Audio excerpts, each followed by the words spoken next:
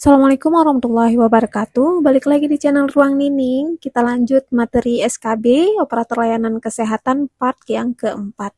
Nah, di part yang keempat ini kita belajar tentang materi pokok Undang-Undang Nomor 17 Tahun 2023, yaitu tentang pelayanan kesehatan. Jadi di sini juga termasuk ke pelayanan primer juga ya. Oke, sebelum kita lanjut, seperti biasa, jangan lupa subscribe, komen, like, dan share. Semoga video ini bermanfaat. Jadi teman-teman, sebelumnya ada yang menanyakan tugas dari operator layanan kesehatan itu apa. Nah, jadi untuk tugas operator layanan kesehatan ini kan luas ya jabatannya. Maksudnya formasinya itu kan sudah ditentukan di pengumuman SKB, di pengumuman CPNS. Nah, di situ kan sudah tertera berapa gaji pokoknya, apa uraian tugasnya. Kalau misalnya kalian memilih sebagai petugas binatu, karena kan OLK ini kan masuknya dengan ijazah SMA.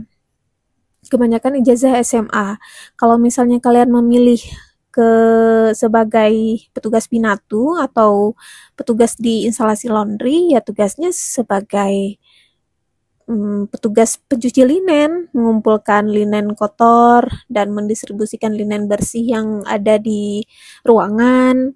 Kemudian kalau seandainya kalian memilih bagian CSSD, berarti di situ tugas kalian mensterilkan alat-alat kesehatan. Biasanya ya alat-alat yang dipakai di ruang operasi ataupun permintaan kasa yang dari ruang rawat inap. Tapi ada juga yang formasinya sebagai petugas ruang jenazah. Ya sudah, berarti di situ tugasnya sebagai petugas yang memandikan jenazah atau pasien-pasien yang sudah meninggal. Jadi sebelum kalian mengikuti ujian harusnya sudah mengetahui ya tugas dan uraian tugas apa saja yang akan kalian kerjakan nanti. Jangan memilih formasi sekedar karena ini akan menjadi PNS atau hanya sekedar untuk mengukur kemampuan kalian dalam mengikuti tes. Kalau seandainya uraian tugas atau tugas tersebut tidak sesuai dengan kemampuan ataupun keinginan, ya jangan dilanjutkan. Kasihan orang-orang yang memang berminat untuk menjadi PNS di formasi tersebut ya. Oke, langsung aja kisi-kisi materi SKB seperti biasa. Ini sudah sering sekali aku share di setiap video yang aku tampilkan. Nah, di sini sebelumnya kita kan sudah pernah memaparkan tentang Permenkes nomor 27 tahun 2017. Di part yang keempat ini kita akan membahas tentang poin keempat, 5, dan 6 ya. Undang-Undang nomor 17 tahun 2023, kemudian bentuk pelayanan primer menurut Undang-Undang Kesehatan, yaitu Undang-Undang nomor 17 tahun 2023. Kemudian ciri Vankes utama menurut Undang-Undang Nomor 17 Tahun 2023. Oke, biar nggak terlalu lama, langsung aja silahkan yang mau SS. Nah, Undang-Undang Nomor 17 Tahun 2023 yaitu tentang kesehatan, yaitu mengatur semua tentang tugas-tugas, hak, kemudian kewajiban mengenai kesehatan yang ada di Indonesia. Semuanya diatur di dalam UU nomor 17 tahun 2023. Nah, UU ini sendiri kan mengaturnya pasalnya itu lumayan banyak. Jadi di video ini saya tidak memaparkan semua materinya.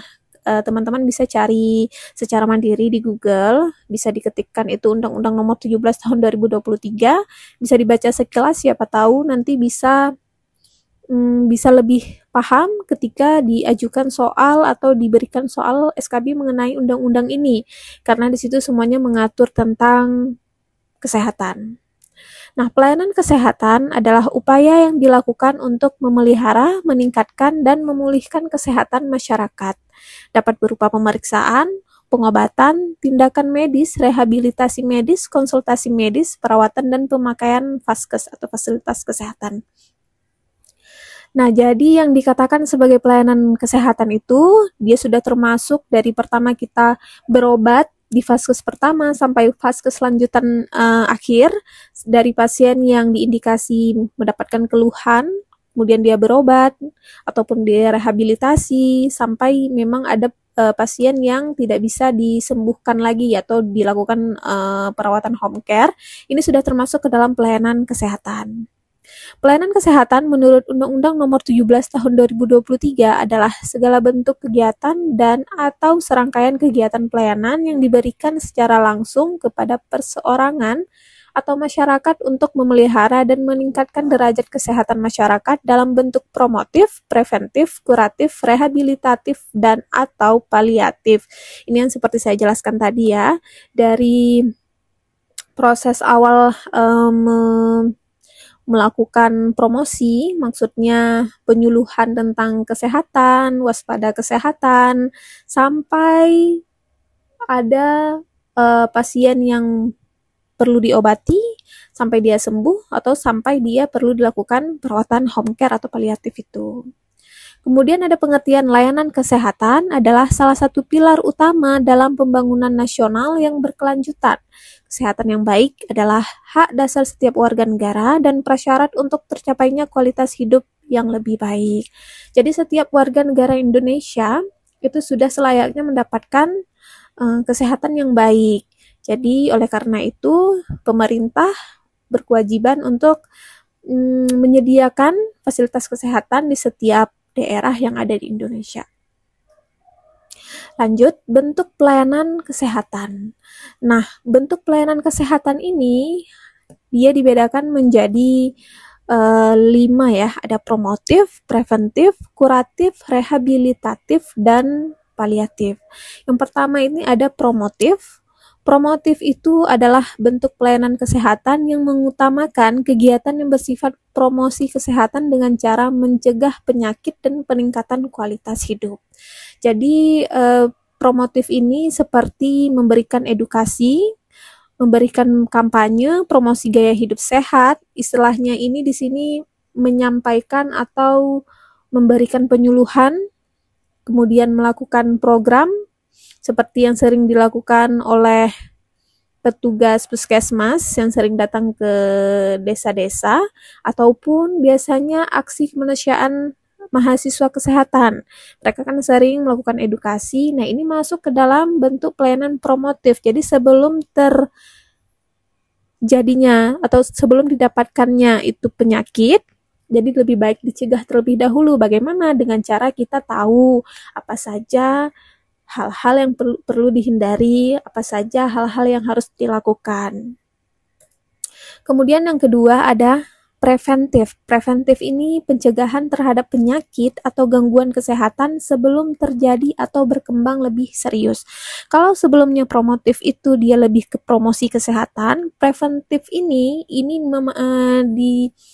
lebih tepatnya kepada diri kita sendiri. Jadi untuk mencegah penyakit itu terjadi, caranya gimana? Pada bayi dilakukan imunisasi secara lengkap. Kalau misalnya saat yang terjadi sebelumnya seperti pada era COVID, ya kita sebagai orang-orang melakukan namanya vaksin. Nah, ini termasuk ke dalam preventif, yaitu menjaga diri sendiri, menjaga tubuh kita sendiri agar tidak terjangkit dengan penyakit tersebut. Contohnya di sini imunisasi, pemeriksaan kesehatan rutin, pemberian suplementasi, pemeriksaan antenatal ini pada ibu hamil, pemeriksaan genetik. Jadi bagi keluarga yang memang terindikasi, misal di keluarganya itu ada riwayat hipertensi atau riwayat DM, itu bisa dilakukan cek jika memang punya rezeki lebih, itu melakukan pemeriksaan kesehatan rutin, atau kalau memang sudah tahu ini riwayat keluarga saya ada stroke, ada hipertensi, ya dilakukan pencegahan supaya meminimalisirkan keluhan yang ada nantinya, mencegah lebih baik daripada mengobati ya. Kemudian yang ketiga ada kuratif.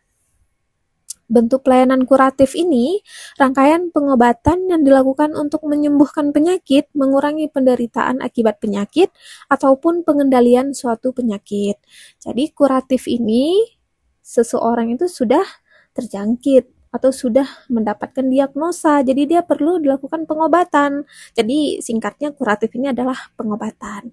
Bisa dilakukan secara rawat jalan, rawat inap, Kalau memang perlu pembedahan, dilakukan operasi atau pemberian obat-obatan, dia cuci darah bagi pasien CKD, kemoterapi bagi pasien kanker dan radioterapi, kemudian perawatan intensif bagi pasien yang mengalami penurunan kesadaran dan pemantauan yang berlebihan, kemudian perawatan luka post-op ini bagi pasien yang melakukan operasi. Yang keempat ada rehabilitatif, yaitu tahap pemulihan. Nah, setelah tahap pengobatan ada namanya rehabilitatif. Jadi rehabilitatif ini memang tidak hanya pada pasien rawat inap atau maksudnya rumah sakit umum, tetapi juga pada rumah sakit jiwa. Jadi di rehab, kalau misalnya pasien stroke biasanya dilakukan fisioterapi. Kalau misalnya pasien tersebut mengalami keterlambatan dalam bicara atau perubahan dengan cara bicara, itu dilakukan terapi bicara. Bagi pasien yang mengalami penyakit jantung, itu dilakukan rehabilitasi jantung. Kemudian pasien yang mengalami stres ataupun gangguan mental, itu dilakukan terapi psikologis dan rehabilitasi mental. Ataupun bagi pengguna obat-obatan seperti narkoba, itu bisa dilakukan rehabilitasi untuk penyalahgunaan zat. Nah, ini masuk ke dalam tahap rehabilitatif. Dan yang terakhir ada tahap paliatif. Tahap paliatif ini merupakan akhir dari perawatan ya. Maksudnya ada pasien yang sudah dilakukan tahap kuratif, rehabilitatif, tapi memang tidak bisa disembuhkan lagi. Maksudnya dia memerlukan pelayanan berkelanjutan sehingga dilakukan pelayanan home care. Jadi di rumah pun dia tetap dilakukan pelayanan kesehatan oleh petugas home care atau pendampingan spiritual. Maksudnya diberikan semangat kepada keluarga bahwa pasien ini bisa sembuh ya dengan tetap dilakukan spiritual ataupun pelayanan pendampingan home care tersebut. Jadi itulah 5 bentuk pelayanan kesehatan. Selanjutnya ada jenis layanan kesehatan. Nah, jenis layanan kesehatan berdasarkan tingkatannya dan jenis pelayanan yang diberikan. Itu dibedakan menjadi 3. Ada vaskes tingkat 1 atau primer, ini yang masuk ke dalam kisi-kisi ya. Jadi vaskes utama gitu. Jadi vaskes paling dasar. Atau kita sebut biasanya kalau mau ngambil rujukan ke rumah sakit umum, itu di puskesmas. Nah, puskesmas ini termasuk dalam vaskes pertama tingkat 1 atau ada juga klinik pratama ya.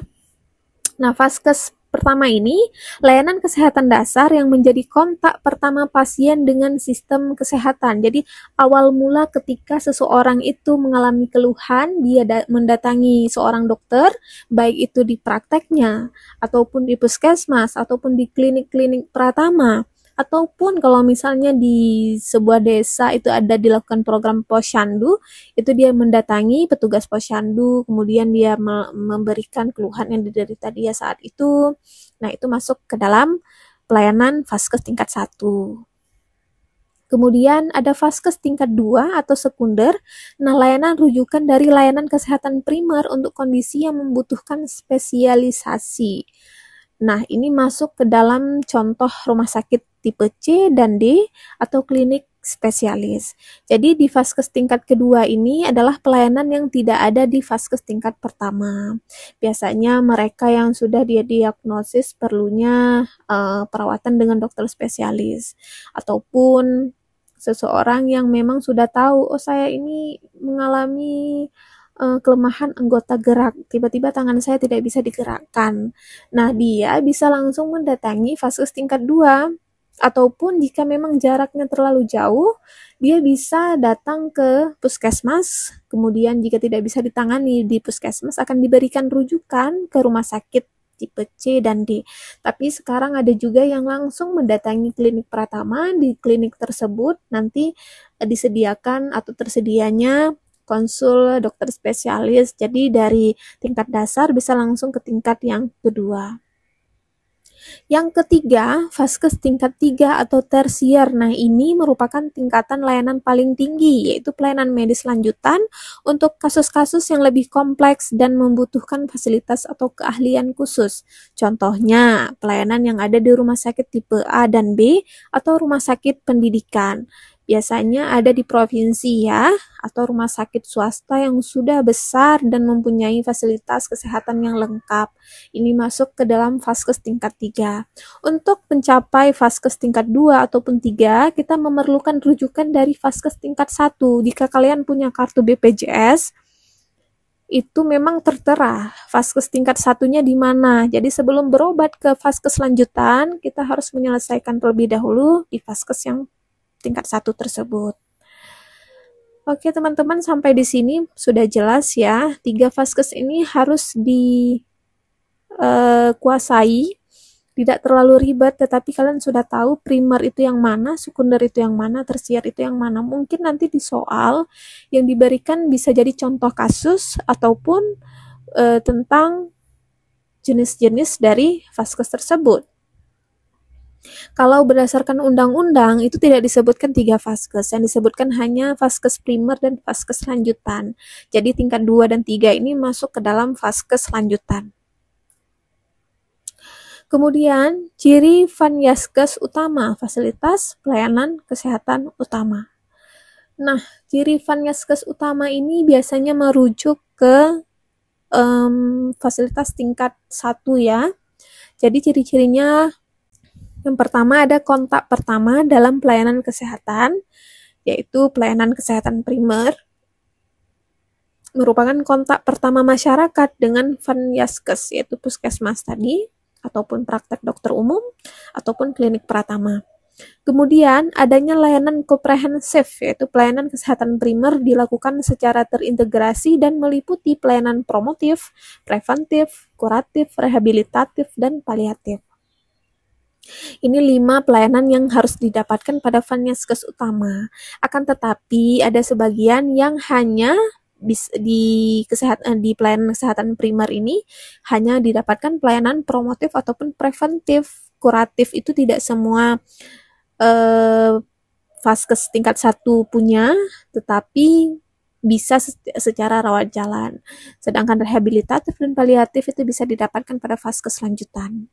Kemudian yang ketiga, pelayanan berkelanjutan merupakan pelayanan spesialis dan subspesialis yang mengedepankan pelayanan kuratif, rehabilitatif, dan paliatif seperti yang saya jelaskan tadi. Yang keempat, berbasis masyarakat dan keluarga. Maksudnya di sini seluruh anggota keluarga itu harus menyemangati setiap orang-orang yang atau setiap pasien atau anggota keluarganya memerlukan perawatan pelayanan kesehatan. Kemudian yang kelima, fasilitas yang mudah diakses. Jadi untuk Vanyaskes utama ini tidak boleh terlalu jauh dari lingkungan masyarakat. Jadi biasanya setiap kecamatan, setiap desa itu sudah mempunyai Vaskes tingkat 1 sehingga masyarakat yang mendapatkan keluhan sakit itu bisa langsung mendatangi tanpa adanya kesusahan. Tetapi untuk saat ini mungkin pemerataan yang ada di Indonesia untuk bagian timur itu belum terlalu banyak ya, belum merata secara utuh. Jikapun ada Vaskes, belum tentu ada tenaga kesehatannya. Itulah yang menjadi PR pemerintah untuk saat ini. Yang keenam, pelayanan yang terjangkau, yaitu sudah bisa diakses, kemudian juga mudah, yaitu tersedianya aksesibilitas, adanya jalan, adanya transportasi, sehingga mudah untuk mendatangi Vaskes ketika mengalami keluhan. Oke teman-teman, cukup sampai di sini untuk part yang keempat. Untuk video selanjutnya, saya sudah sediakan latihan soal di part yang kelima, cuman sedang diedit ya. Semoga bisa segera diupload. Terima kasih sudah menonton, semoga bermanfaat dan sukses untuk kalian semua. Assalamualaikum warahmatullahi wabarakatuh.